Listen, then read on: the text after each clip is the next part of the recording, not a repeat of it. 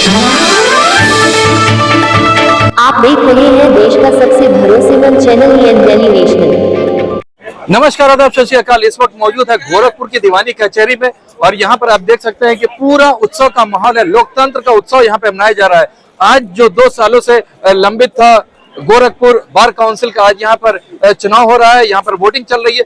पीछे उधर वोटिंग स्थल बनाया गया है। लगातार 10 बजे से यहाँ पर वोटिंग हो रही है। शाम को 5 बजे तक वोटिंग होगी। उसके बाद कहीं ना कहीं उसकी गिनती शुरू होगी और एक्सपेक्ट किया जा रहा है कि आज जो है अध्यक्ष और मंत्री का जो है देर रात तक परिणाम आने की संभावना है। बाकी कार्यकारिणी और बाकी जो पद है उनका कल जो है आएगा। हमने कुछ लोगों से बात किया कि क्या कुछ उनका मत है, आखिर क्या वजह हुई कि 1 साल की कार्यकारिणी को डिले कर करके 2 साल हुआ, 2 साल के बाद ये चुनाव हो रहा है। हम आगे आपको वर्जन में दिखाएंगे। बाकी हमारी इस पे अपडेट्स रहेगी। जो भी अपडेट होगा पल पल पे हम आपको नजर बनी हुई है। जो अपडेट्स होगा हम आप लगातार दिखाते रहेंगे। आपका क्या कहना है कमेंट बॉक्स में लिखिए। मैं मोहम्मद यूसुफ, गोरखपुर से EN डेली नेशनल के लिए। सबसे पहले तो आज सभी अधिवक्ता बंधुओं को बहुत शुभकामनाएं, बधाई। आज उनके लिए, हम सबके लिए एक बहुत बड़ा दिन है। Bar association Gorakhpur civil court का चुनाव है और हमारे बहुत से प्रत्याशी भाई और बहन, कनिष्ठ और वरिष्ठ, सभी कहीं ना कहीं प्रत्याशी हैं। चाहे अध्यक्ष का पद हो, उपाध्यक्ष का हो, वरिष्ठ कनिष्ठ हमारी बहन एडवोकेट दीप्ति उपाध्याय जी कोषाध्यक्ष के लिए खड़ी हैं। तो मैं सभी को पहले शुभकामनाएं दूंगी और जीत की अग्रिम बधाई दूंगी। क्योंकि सुबह 10 बजे से मतदान की प्रक्रिया शुरू हो गई है और अधिवक्ताओं में बहुत उत्साह है। उत्साह के साथ ये अपना मतदान कर रहे हैं। शाम 5 बजे तक चलेगा। मैं आग्रह भी करूंगी सभी अधिवक्ता बंधुओं से कि समय पे आके अपना मतदान अवश्य करें ताकि एक अच्छी कार्यकारिणी का गठन गोरखपुर में हो सके। 2 साल के बाद चुनाव हो रहा है। बहुत सारी प्रक्रियाएं थी जिसके कारण डिले हुआ, लेकिन मुझे कहीं ना कहीं पूर्ण विश्वास है कि आगामी जो कार्यकारिणी का गठन होगा एक सशक्त और मजबूत कार्यकारिणी बनेगी। अधिवक्ताओं की आवाज बनेगी। अधिवक्ताओं की जो भी सुविधाओं की बात है, जो उनके क्षेत्र की बातें हैं, ऊपर तक पहुंचाई जाएंगी। ऐसी शुभकामनाओं के साथ सबको बहुत बहुत बधाई। जय हिंद, जय भारत। 2 वर्षों बाद यहाँ चुनाव हो रहा है। 1 साल लेट से हो रहा है। हमें विश्वास है कि हमारे अधिवक्ता भाई बंधु एक अच्छी कार्यकारिणी का चुनाव करेंगे।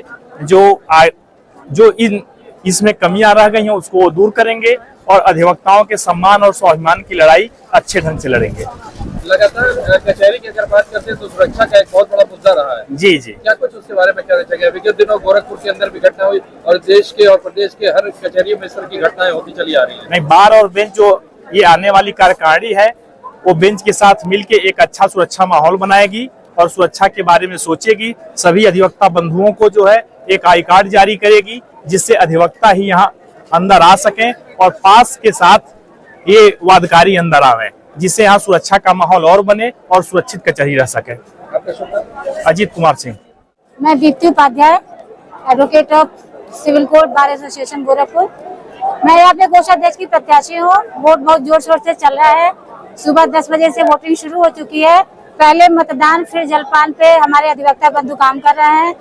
सभी लोग लाइन से जो है अच्छा वोट कर रहे हैं और मैं यहाँ पर पूर्व में भी उपाध्यक्ष रह चुकी हूँ और भारी मतों से मैं विजयी हुई थी।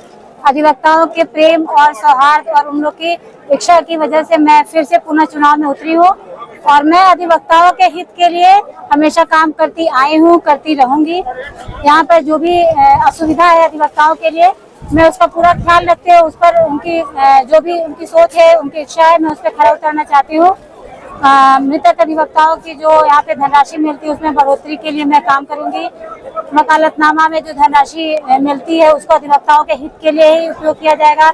महिलाओं का ध्यान रखा जाएगा कि महिलाओं की पुस्तकों का ध्यान, कि वहाँ पे उनको पठन पाठन की व्यवस्था हो और महिलाएं यहाँ न्यायालय में आए और अच्छे से काम करें। उनके उज्जवल भविष्य के लिए मैं जो भी कर सकूंगी अच्छा काम करूंगी। अच्छा, गोरखपुर की अगर कचहरी की बात करते हैं, अगर इस कैंपस की अगर बात करें तो यहाँ पर वृद्ध लोग भी हैं लेकिन व्हीकल्स अलाउ नहीं है। उनको पैदल लड़ाते हुए आना पड़ता है। तो इसके लिए क्या कुछ आपका रोड मैप है? जी हाँ, इसके लिए मैं बहुत पहले से इस पे कार्य कर रही हूँ। मैं हमेशा जो है कोशिश में लगी रही हूँ। इस पे बात हो जाए, जिला जज साहब से भी कई बार इस पर जो है जिक्र किया गया, एप्लीकेशन दिया गया। जो हमारे वृद्ध अधिवक्ता हैं, जो बुजुर्ग अधिवक्ता हैं, जो बीमार अधिवक्ता हैं, उनके वाहन को अंदर लाने की सुविधा दी जाए। परंतु इस पे कुछ कार्य हो नहीं सका। लेकिन यदि मैं पद पे गई तो सर्वप्रथम मैं इस पे काम करूंगी कि जो हमारे वरिष्ठ अधिवक्ता है, वृद्ध अधिवक्ता है, उनको टोकन दिया जाए, उनके वाहनों को अंदर किया जाए। क्योंकि जब वो गेट से अंदर तक आते हैं, वो बीमार हैं, अस्वस्थ हैं, वृद्ध हैं, चल नहीं पा रहे हैं, और एक उसके साथ उनका एक बस्ता होता है, फाइल्स का बैग होता है। यदि मुंशी साथ में नहीं है, जूनियर साथ में है, तो वो बैग भी उनको कैरी करना पड़ता है और सीट तक आने में बहुत ही ज्यादा उनको कष्ट सहन करना पड़ता है। इस पर मैं सबसे पहले काम करूंगी। सबसे पहला मेरा विचार, जब मैं इस पद के लिए प्रत्याशी बनी हूँ तो उसी समय से विचार है कि सबसे पहले मैं इस पे काम करूँ, हमारे वृद्ध अधिवक्ताओं को सुविधा हो।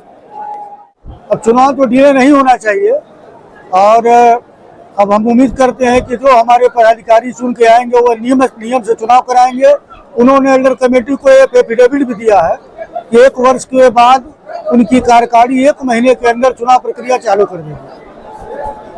आखिर वजह क्या हुई कि डिले हो गया एक साल? वजह कुछ नहीं हुई। अब उसको मैंने पढ़ाने का ही तरीका लोगों का, वजह कुछ नहीं था। चुनाव कराना एक परंपरा है, चुनाव कायदे से करा देना चाहिए, उसमें किसी को कोई आपत्ति नहीं होनी चाहिए। कचहरी के अंदर बहुत सी समस्याएं हैं, एडवोकेट्स की बहुत समस्या है, इसको लेकर के हमेशा कहीं ना कहीं जुडिशरी से और आप लोग का कसरत चलता रहता है। खासतौर से अगर सुरक्षा की बात करें, लॉ एंड ऑर्डर की बात करें, क्या कुछ कहना चाहेंगे? देखिए, लॉ एंड ऑर्डर सुरक्षा का कोई विशेष खतरा यहाँ पे नहीं है, लेकिन हाँ ये बात है कि बार बेंच के बीच में प्रेजेंट टाइम में कुछ मनमुटाव चल रहा है। मनमुटाव का सबसे बड़ा कारण है हमारे माननीय जनपद न्यायाधीश महोदय इतने सम्मानित पद पर रहते हुए अधिवक्ताओं के हित का ध्यान नहीं दे रहे हैं। आज के डेट में सारे गेटों को उन्होंने बंद करा दिया है। कुछ हमारे विकलांग अधिवक्ता, जिसको विकलांग कहा जाता है, कुछ हमारे अस्वस्थ अधिवक्ता जो 82-84 साल के ऊपर के हैं, उन लोगों को गाड़ी से परिसर में प्रवेश करने पर प्रतिबंध लगा दिया गया है। यह अपने आप में एक बहुत गलत नीति है। उनको अगर बार बेंच का समन्वय बनवाना है, कम से कम करना है एक मीटिंग करके, सुरक्षा को देखते हुए पास जारी करके ऐसी व्यवस्था कर दें कि जो हमारे ऐसे अधिवक्ता है जो न्यायालय परिसर में चलने फिरने में असमर्थ है, कम से कम अपने सीट तक अपने वाहन से आ सके। और दूसरा, अधिवक्ताओं की समस्या के बारे में, यहाँ के जितने बाथरूम है, माननीय जनपद न्यायाधीश को कम से कम देखना चाहिए कि बाथरूम करने के बाद हाथ धोने की व्यवस्था है कि नहीं है। लेकिन माननीय जनपद न्यायाधीश महोदय सिर्फ अपने ऑफिस का बाथरूम ठीक कराते हैं और पूरे सिविल कोर्ट कैंपस का कोई बाथरूम आज तक उन्होंने नहीं ठीक कराया। ये बड़े मैंने शर्म की बात है। क्या उम्मीद करते हैं नई कार्यकारिणी इस पर कुछ कार्य करेगी? नई कार्यकारिणी चुन के आएगी। हम लोग आम सभा के मेंबर है, नई कार्यकारिणी को हम लोग सुझाव देंगे कि अमल करे कि कम से कम हमें मिल करके एक रास्ता निकालना होगा कि हम अधिवक्ताओं का भला कैसे हो सके, और हम अधिवक्ताओं का जब भला होगा, अधिवक्ता संतुष्ट रहेगा, तो अधिकारियों के किसी भी परेशानी का निदान अधिवक्ता कर सकता है। अनिल कुमार पांडे, एडवोकेट,